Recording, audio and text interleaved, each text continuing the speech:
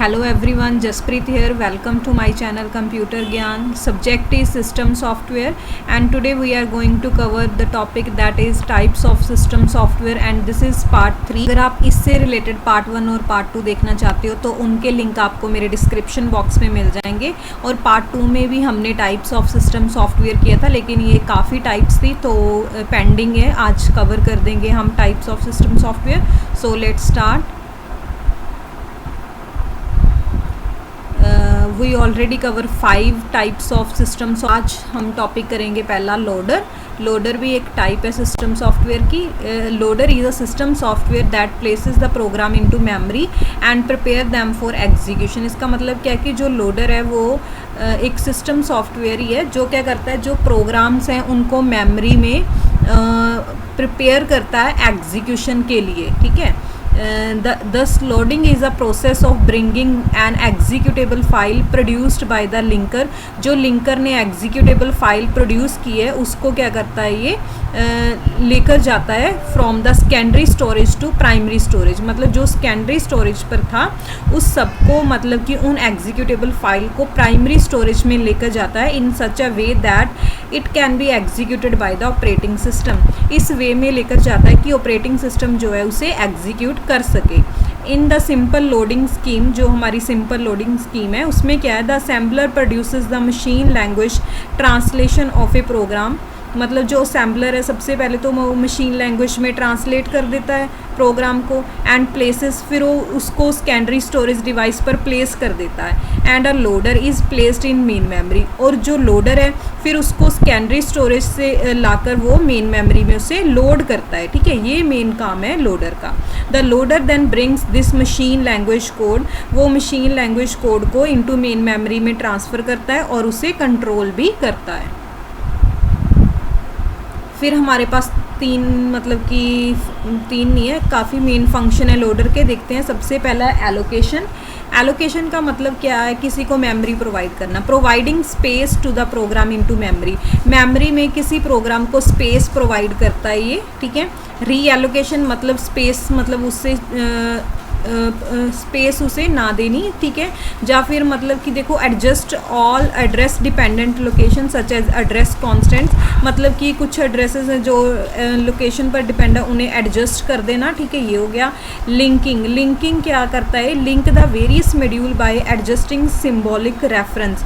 मतलब जो symbolic reference है उसे एडजस्ट करके इनको, काफ़ी सारे मॉड्यूल्स जो होते हैं हमारे पास उनको लिंक भी कर देता है। Loading. Physically place the instruction and data into memory. मतलब फिज़िकली वो जो इंस्ट्रक्शंस और डाटा होता है उनको मेमोरी में प्लेस करवाता है। ये देखो हमारे पास डायग्राम है, ये हमारे पास प्रोग्राम 1 2 3 जो भी है उनको लोड कर रहा है। ठीक है, ये हमारे पास मेमोरी है जिसमें हमारे पास उसने प्रोग्राम 1 2 3 को मेमोरी में लोड कर दिया है। ये लोडर का काम होता है। देन 7th हमारे पास है टेक्स्ट एडिटर। टेक्स्ट एडिटर क्या होता है, ये एक सॉफ्टवेयर है जो अलाउ करता है यूज़र को कि वो input, delete, update and store कर सके इंफॉर्मेशन को। सच एज, जैसे वो चाहे कोई डाटा है, चाहे कोई प्रोग्राम है, या लेटर्स हैं, उनको मतलब कि या तो वो डिलीट करे, अपडेट करे, स्टोर करे। ये सारा जो मतलब फंक्शन है वो एडिटर के द्वारा किया जाता है। ठीक है। एंड इंटरेक्टिव एडिटर, जो हमारे पास इंटरेक्टिव एडिटर होता है वो अलाउ करता है यूज़र को कि क्या कि वो जो टारगेट उसका डॉक्यूमेंट है उसको क्रिएट कर सके और उसे रिवाइज भी कर सके। Text editor are often provided with operating system. मतलब ऑपरेटिंग सिस्टम के साथ ये प्रोवाइड किए जाते हैं। और सॉफ्टवेयर डेवलपमेंट पैकेज या फिर सॉफ्टवेयर डेवलपमेंट पैकेज भी होता है, उसमें भी टेक्स्ट एडिटर प्रोवाइड किए जाते हैं। And can be use to change configuration files and programming language source code. और हम चेंज भी कर सकते हैं, उसकी कोई कॉन्फ़िगरेशन, फाइल की कॉन्फ़िगरेशन चेंज करनी है या फिर कोई सोर्स कोड में जो चेंज करनी है। ठीक है, ये सारा चेंज कर सकते हैं हम एडिटर में। Editor are mostly used by program developer. जो प्रोग्राम को डेवलप कर रहे होते हैं उनके द्वारा एडिटर मोस्टली यूज़ किया जाता है। The first generation of editor was known as line editor. जो सबसे पहला, जो फर्स्ट जनरेशन में एडिटर आया था उसका नाम था line editor. As their unit of editing was a full line. मतलब कि जो उसकी, जो उसे एडिट करते थे वो एक फुल लाइन होती थी।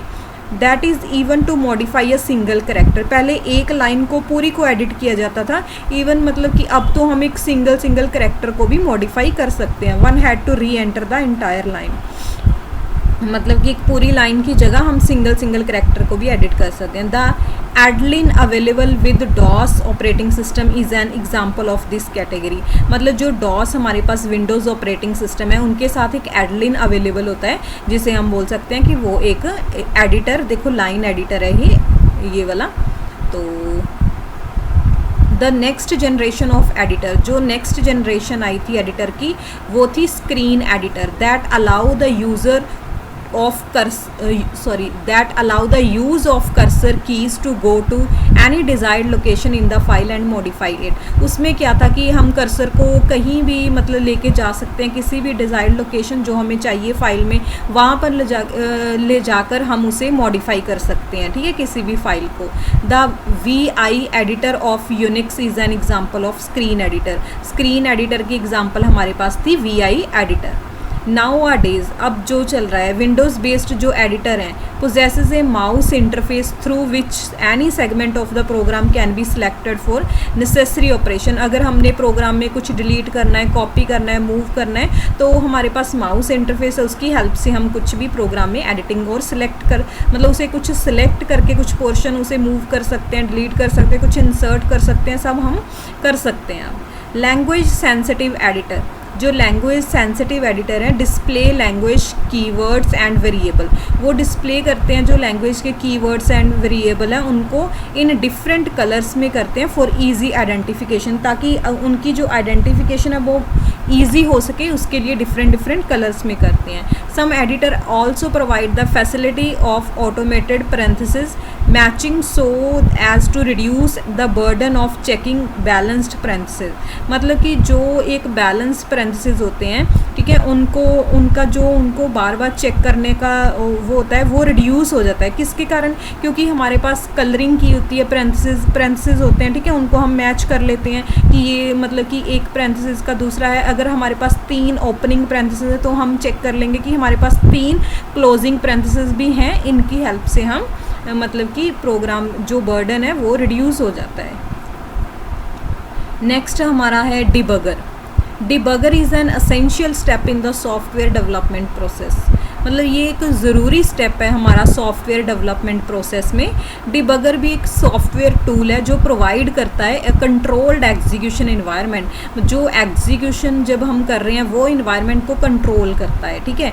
इन दिस एनवायरमेंट, इस एनवायरमेंट में क्या होता है, प्रोग्राम इज़ रन, ठीक है, प्रोग्राम रन करता है so that it can be interrupted और suspended at some desirable point. मतलब कि मतलब जो इन्वायरमेंट है प्रोग्राम, इसमें प्रोग्राम रन करता है, ठीक है, और अगर हमने मतलब किसी भी डिज़ायरेबल पॉइंट पर हम उसे सस्पेंड और इंटरप्ट भी कर सकते हैं अपने प्रोग्राम को।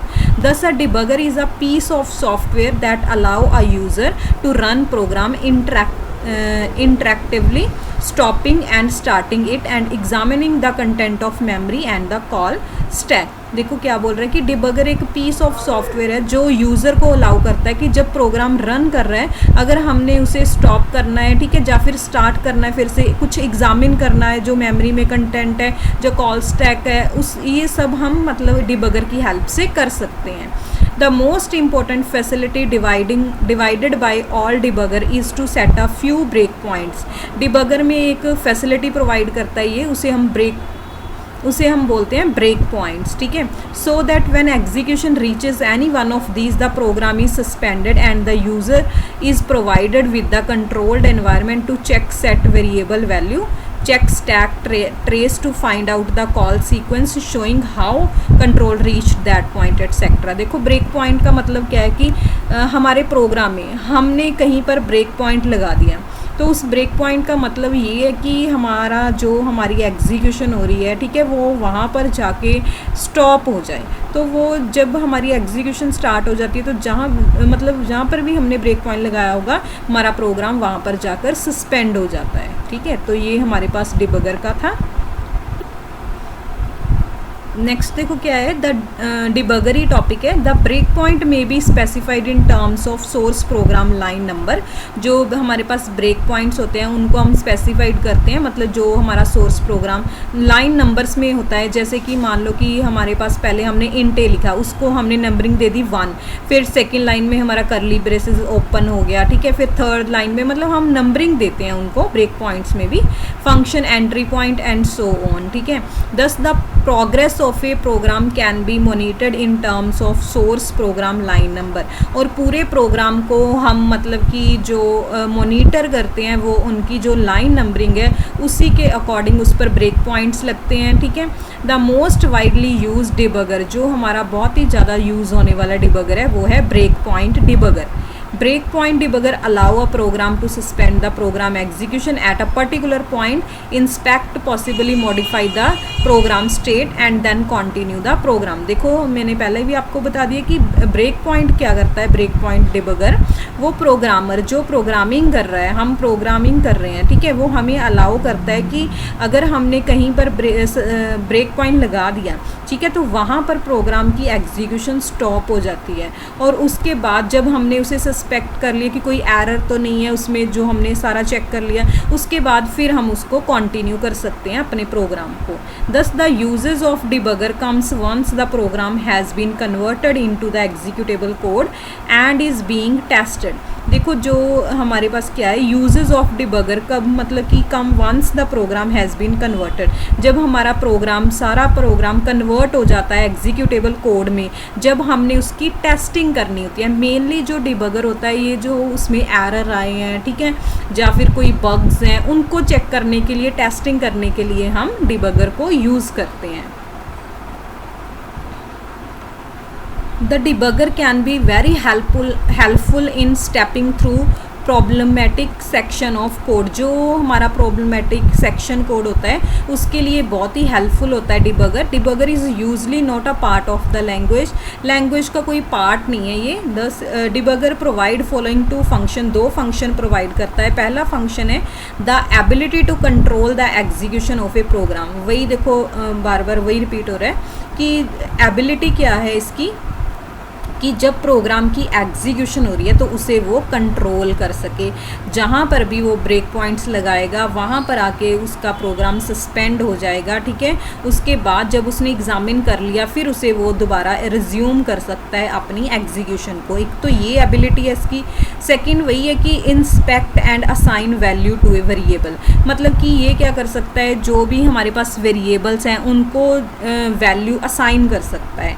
अ debugger will let a user display the content of any memory location by specifying its variable name और इट्स एड्रेस। मतलब उसका अगर वेरिएबल का कोई नेम या एड्रेस है उसे स्पेसिफाई करके ये किसी भी मतलब उसको मेमोरी लोकेशन प्रोवाइड कर सकता है। It will also let a user assign a new value to a variable, और कोई अगर वेरिएबल को नई वैल्यू प्रोवाइड करनी है तो ये भी ये प्रोवाइड करता है, ठीक है। ये दो मेन फंक्शन है इस डिबगर के। नेक्स्ट हमारे पास आता है ऑपरेटिंग सिस्टम। ये भी एक टाइप है हमारे पास सिस्टम सॉफ्टवेयर की। An operating system a program that acts as an interface between the user of a computer and a computer hardware. देखो जो हमारे पास जो कंप्यूटर हार्डवेयर है और हम यूज़र हैं, हमारे बीच एक इंटरफेस होता है, मतलब जो इंटरफेस प्रोवाइड करता है ताकि हम हार्डवेयर के साथ मतलब कम्युनिकेट कर सकें, वो है हमारे पास इंटरफेस ऑपरेटिंग सिस्टम। मतलब हार्डवेयर और हमारे बीच एक प्रोग्राम होता है जो ऑपरेटिंग सिस्टम है, ठीक है, वो एक इंटरफेस है। The purpose of operating system is to provide an environment in which a user can execute program in a convenient and efficient manner. मतलब इसका पर्पस क्या होता है कि ये हमें मतलब कि यूज़र जो होते हैं उन्हें ऐसा इन्वायरमेंट प्रोवाइड करता है ताकि वो अपने प्रोग्राम को कन्वीनियंट और एफिशिएंट मैनर में उन्हें मतलब एग्जीक्यूट कर सके। जैसे ये देखो डायग्राम है हमारे पास, ये यूज़र है हमारे पास 1 2 3, ठीक है, यूज़र्स हैं, मतलब कोई कंपाइलर पर काम कर रहा है। ये सारे मतलब कि हमारे पास ये क्या है टाइप्स हैं, ठीक है। पहले कंपाइल होता है, असेंबल होता है, ये सारा हमारे पास आ गया। और ये सारा सिस्टम एंड एप्लीकेशन प्रोग्राम्स थे और ऑपरेटिंग सिस्टम ये रहा। ठीक है। और ये हमारा हार्डवेयर है। हार्डवेयर मतलब कंप्यूटर हार्डवेयर में CPU, मेमोरी, इनपुट आउटपुट, ये सारा हार्डवेयर है। ये यूज़र है। यूज़र और हार्डवेयर के इन बिटवीन होता है ऑपरेटिंग सिस्टम। तभी हम बोलते हैं कि ये इंटरफेस है जो इन दोनों में कम्युनिकेशन प्रोवाइड करता है। Operating system is a first program that gets loaded into memory through a process called booting। जो हमारा मतलब कि ऑपरेटिंग सिस्टम सबसे पहला प्रोग्राम होता है जो मेमोरी में लोड होता है थ्रू एक प्रोसेस के थ्रू होता है जिसे हम बूटिंग बोलते हैं, ठीक है। बूटिंग के थ्रू वो मेमोरी में लोड होता है। We can say that operating system is an integrated set of programs that manages the various hardware resources. मतलब कि हम बोल सकते हैं ऑपरेटिंग सिस्टम एक इंटीग्रेटेड, मतलब इसमें बहुत सारे प्रोग्राम्स होते हैं जो एक दूसरे से मतलब कि अटैच होते हैं, ठीक है। और वो जो हमारे हार्डवेयर रिसोर्सेज हैं उनको मैनेज करते हैं, जैसे प्रोसेसर है, कोई मेमोरी है, इनपुट आउटपुट डिवाइस है, कम्युनिकेशन डिवाइस है, इन सबको ऑपरेटिंग सिस्टम जो है मैनेज करता है, ठीक है।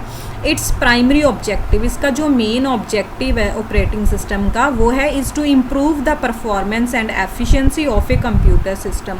जो हमारा कंप्यूटर सिस्टम है उसकी परफॉर्मेंस और जो एफिशिएंसी है उसे इम्प्रूव करना वो इसका मेन ऑब्जेक्टिव है। And make it user friendly, और जो यूज़र हैं जो उस पर प्रोग्रामिंग कर रहे हैं या कुछ भी, ठीक है, उनके लिए वो यूज़र फ्रेंडली प्रोवाइड करता है ताकि हमारे लिए एफिशिएंट हो और हम ईजीली उस पर वर्क कर सकें।